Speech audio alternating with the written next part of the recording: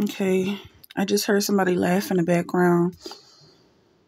Someone just heard someone laugh in the background, lifting their head, collapsing. Somebody needs a doctor. Somebody is feeling dizzy. And I'm also feeling that somebody is happy about this. There was some desperation going on in the background. I think we're going to just leave that where it is. And let's move on to the energy you're supposed to be engaging with, your own energy, not just the energy of your environment. I feel like that's the main message coming from this sudden disturbance. Okay. I also feel like you're being told what to do rather than going off of your natural instincts. I feel like you're learning how to control your body, and it feels like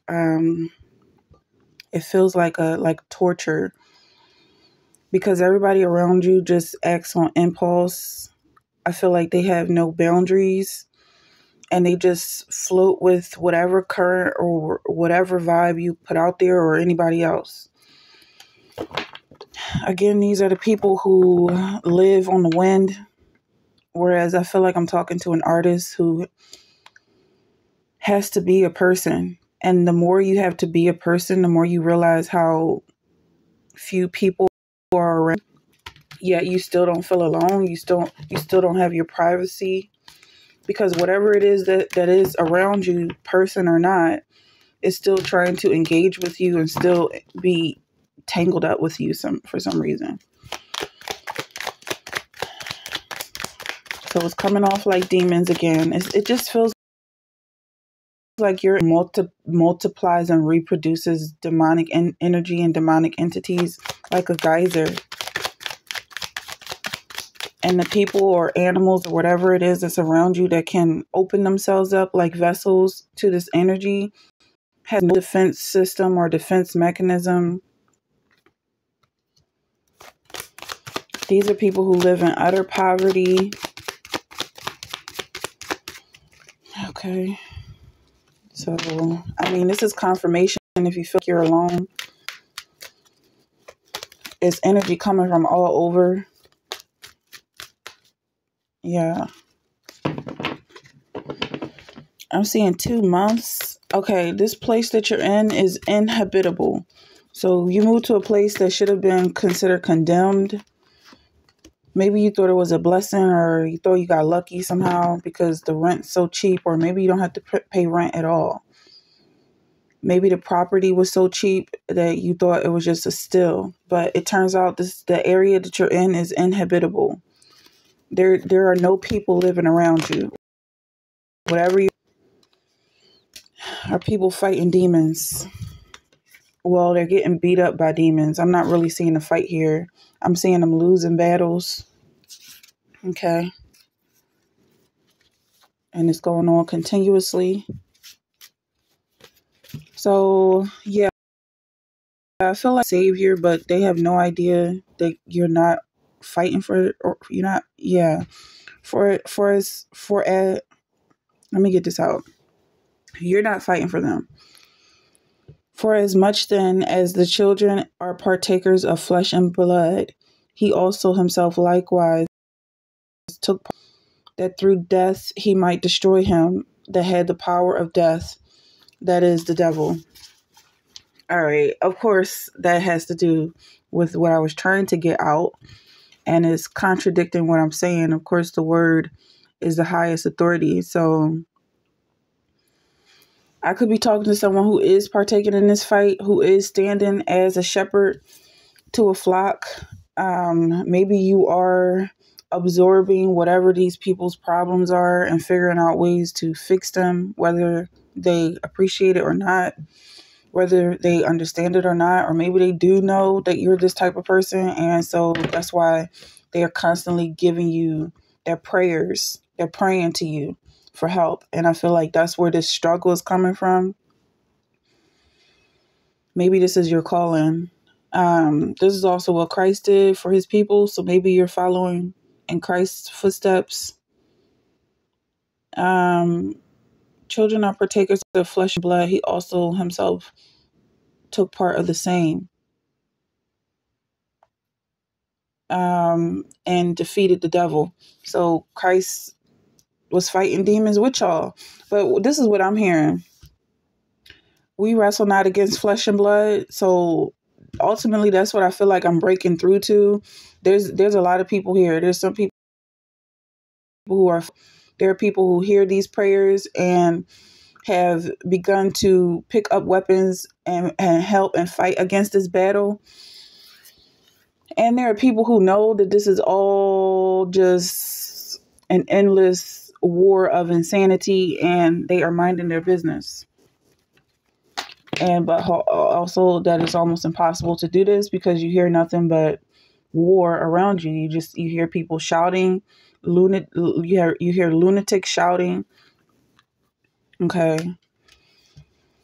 I feel like these people who I'm ultimately reaching through to are new at this. Like they just moved to this area, and maybe it was a gated community, beautiful landscape, pool in the backyard. I feel like it's just like on the outside, it just looks gorgeous. But you still have issues with your neighbors because your neighbors are mentally ill and they're reaching through to you. They just keep trying to connect with you. You know, every day, every hour of the day, you can feel their eyes on you, watching you, wondering if you can see them and hear them and if you like them. And I just feel like, this illness goes as far down as poverty reaches. People trying to connect with you, just like, I don't want to get too deep in it, but it just feels like they're so lonely and so desperate. And this is what you thought you were getting away from. You thought you were, yeah, I'm feeling like this is someone who is constantly going on journeys to find this peace of mind, find this solace. And it's impossible to reach because you're not completely isolated. You're not completely isolated ever. As long as there's a human being around you, this person is trying to have a relationship with you, trying to be friends, trying to be enemies. Like it's always something going on. These people don't have a connection with Christ. And so they're pulled and tugged around by demons. I mean, demons run rampant on this earth. They were the first ones to inhabit this planet.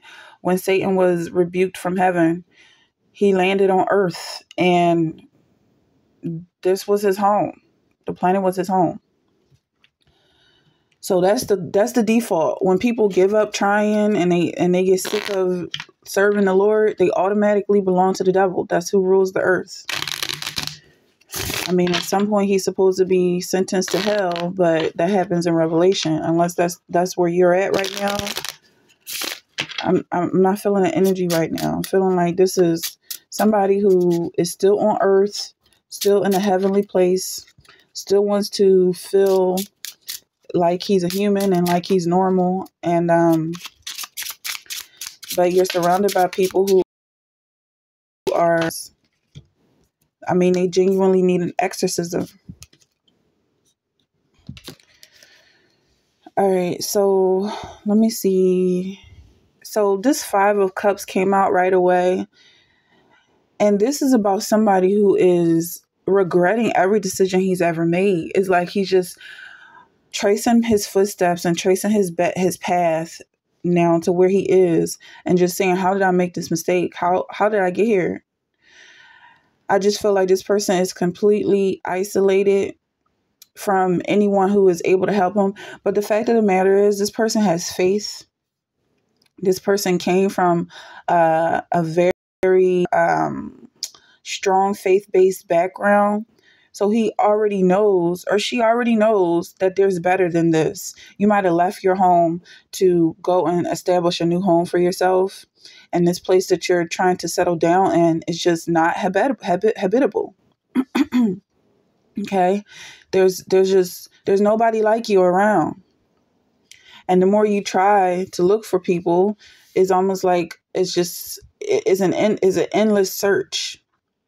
And people know how to mirror you, and they pretend like they're on your level because they know that that's what you're looking for. It's like their survival instinct to try and be part of whatever group you're trying to build, but they're not like you at all.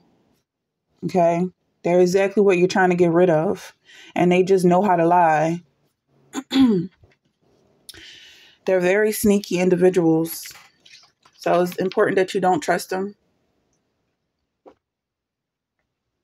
They're liars. I mean, they're the type of people who will knock holes in your walls if you invite them over for dinner. They're insane. Excuse me. They're insane. In the beginning, God created the heavens and the earth. So this is a reminder that God created this place, even though he kicked Satan out of heaven and Satan came and moved into this place. When you inherited the earth, yeah, you inherited all that filth that came along with it. But it's part of your job as the child of God, as this new shepherd of your flock, to control your environment. Become the man, and that's just is as simple as that. These people belong to you, so love them. The thief comes only to steal and kill and destroy. I have come that they may have and have it to the full. I feel like you already know that a thief doesn't want what you have. I feel like you are trying to give this blessing away. Like, I feel like you've tried to sell this blessing and nobody wanted it. The more you hold on to it as if it's something to be kept, they want to snatch it away. But it belongs to you no matter what. It just keeps coming back. I feel like this does have to do with love. 3 of Wands. This is like you're waiting for something more. Like you have everything you need, but you're waiting for more to come in. I mean, I'm feeling it too. I'm feeling this frustration. Like, I mean, I know where it goes. I'm seeing that this goes to prosperity. This goes, surely he took up our infirmities and carried our sorrows, yet we consider him stricken by God, smitten by him and afflicted. Excuse me. Yeah, so Christ is already doing the hard work. He already did the dirty work. I almost feel like I'm talking to a bratty child, but whoever that's meant for can understand where it's coming from. Like, I feel like you deep down know that you're blessed. And you might have actually prayed for this opportunity. Like you might have come out of a situation where you're just really bored and you're like this boredom. Like you just had everything. I almost feel like I'm talking to a neat freak, like somebody who loves to clean, and you felt that feeling of everything being clean and how boring that is. And then you start to pick at your skin or other things. And it's just like, oh my God, this could actually lead to an illness. If I don't have anything to clean, if I don't have anything to fix, I could actually go crazy. That's the person I feel like I'm talking to, or that's the group. Some of y'all feel like you could go crazy if you didn't have anything to fix. And so this is what you're supposed to be fixing. And then you just realize that it's a real job. It hurts. It never ends. It's your calling. Like, I feel like I'm talking to somebody who wish they could go back to the good old days where you had it easy. And now it's so serious. I almost felt like somebody is in the water. Like this is like a Peter, like somebody who followed Christ out in the middle of the ocean and started walking on water, and you felt good for a second until you realize this is really faith-based. It really depends and relies on your faith for this to work. And then you started to sink. And I feel like I'm talking to somebody who started sinking so deeply, they almost feel like the water is like getting in their nose. Like they feel like it's like something is pulling them underwater, but it's just gravity. This is nature. This is natural to drown. Drowning is more natural than walking on water. But you started out walking on water and things seem so easy. But then once you start to relate to people around you who are just so impressed by everything you do, somebody carrying groceries on their back, and somebody stops you and say, wow, like that is really amazing. You're really carrying your groceries. I'm so impressed. Okay, so I'm feeling like somebody needs to learn how to float, or somebody needs to um, lift themselves back up above this surface that they're sinking, or it's quicksand or tar, whatever it is, hallucinating. You're hallucinating this trauma, and get yourself back on track and realize that you're a child of God. Take the world, but give me Jesus. Take the world, but give me Jesus. All its joys are but a name, but his love abideth ever, though eternal years the same. Through eternal years the same. Oh, the height and depth of mercy. Oh, the length and breadth of love, of the fullness of redemption, pledge of endless life above. Okay. Take the world, but give me Jesus. His cross my trust shall be, till with clearer, brighter vision, face to face, my Lord, I see. Oh, the height and depth of mercy. Oh, the length and breadth of love. Oh, the fullness of redemption, pledge of endless life above. Okay. So somebody needs to take a deep breath and reach out to Christ and let him pull you back to his plane, his lane. Maybe somebody got cocky and thought that this was their lane. But it all belongs to Christ. Christ is doing the legwork, and you're walking in his path. Some of you are walking on his feet like a daughter and a father. Some of you are being carried like a son. And this is what's happening. You're a child of God. So being a child on this earth, you may look like the most mature. You may look like the most stable. There's adults and people that's older than you, seniors, elders that look up to you. I feel like even when it comes to ancestors and ancestral talking, you still feel like the ancestors got their hands out, like they want a second chance of life, even though it goes against your core values. They want to possess you just like a demon. I feel like you are really close to God, and there's no one that can interfere with that relationship.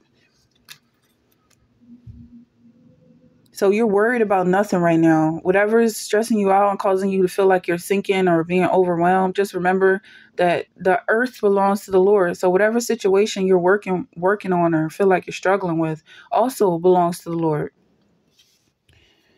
You are safe. And the people trying to intimidate you and scare you for whatever reason are leaning on you like children. They want you to help protect them at the same time, but they don't have it all together. As soon as you give them a chance to dominate you, that's exactly what they're going to do. Just like a child. A child needs your protection, but if you were to let him run over you, he would, and he turned into a brat. So maybe this is somebody who at some point thought that they were above God, and you bumped your head, and maybe you had a mental breakdown or something. There's redemption for all walks of life and all sin. There's no sin too great for God, for Christ. Okay. Whatever you did is not a big deal to God.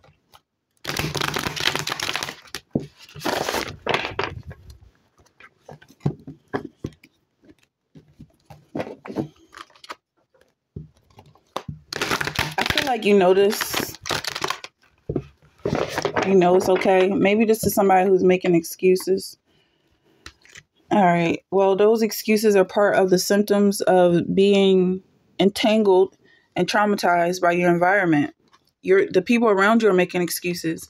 If you let them in even slightly, their illness is going to, you're going to catch their illness. It's contagious.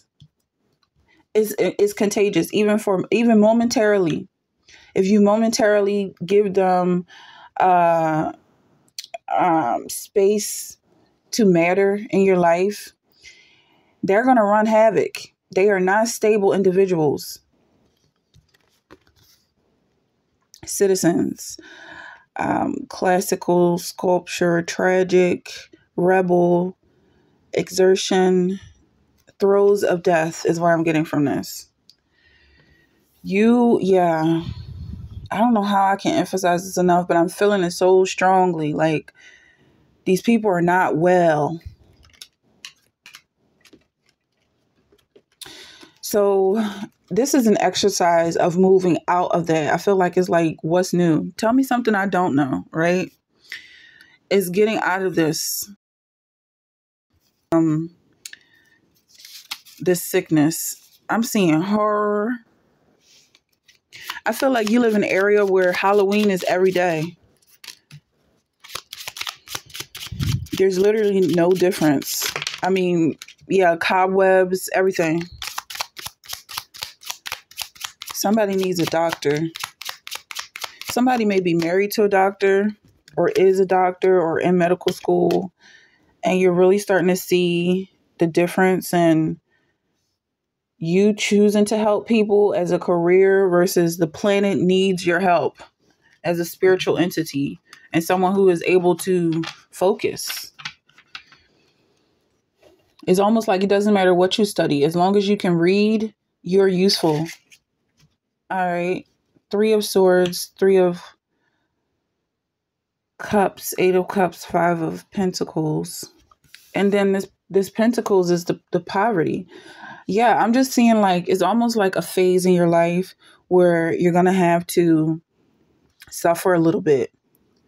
This 10 of Cups is your reward being in heaven. Like, you're just going to feel so good about this. Maybe I'm talking about somebody who has already seen what money can buy and you're not impressed by it.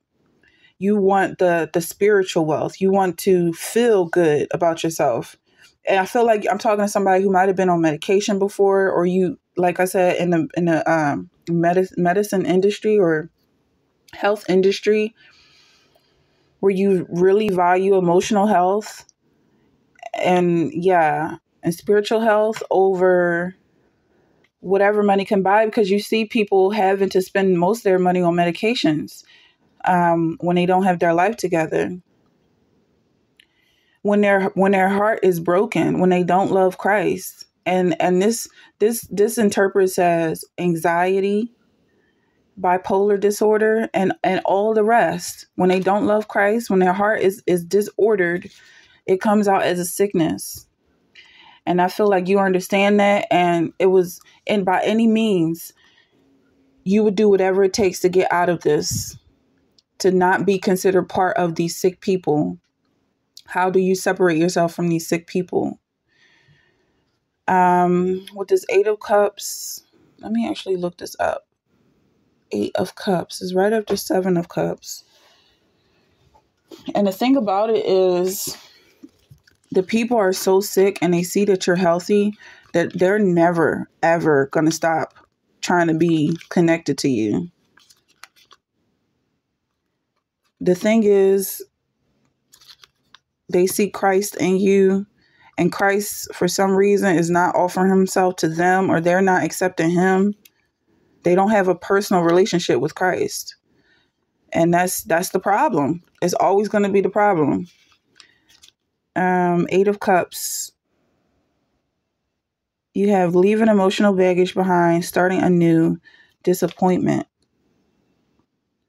Okay.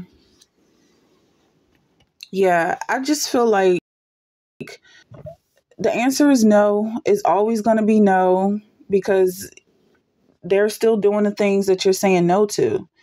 And, if they say yes to Christ and start their journey of calling souls over to Christ, then that's their business. They no longer have to be in your face wanting something from you. So the answer is no, and it's always going to be no.